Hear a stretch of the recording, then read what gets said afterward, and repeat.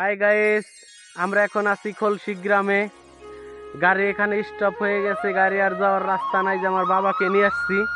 আমার বাবা ওই যে দেখেন ট্রাক্টর ট্রাক্টর দেখে এবং কি ক্ষেত খামার দেখে ও এতটা খুশি হয়েছে যা বলার মতো না।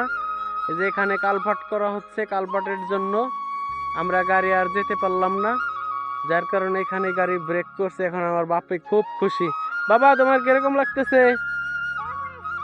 ভালো ভালো লাগতেছে। এই তো আমার বাবা, আমার বাবা, এ বাবা, এই আমার বাপজান। বাবা, খলসি গ্রাম কিরকম লাগছে তোমার কাছে? অনেক ভালো লাগতেছে। দেখছেন আমার বাবা এই যে দিক দিয়ে এত দৌড়াদৌড়ি করতেছে।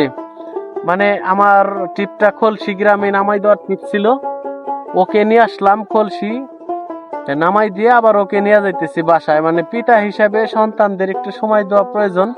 আমি সময় দিতে পারি না, কিন্তু আজকে আমি বাবারে সময় দিলাম। ও এতটা খুশি যা মনে হয় লক্ষ টাকা দিয়ে সন্তানদের খুশি করা যাবে না, যদি বাবা বা মা এদেরকে একটু সময় দেয়। যে যেখানে আছেন ভালো থাকবেন। আল্লাহ হাফেজ।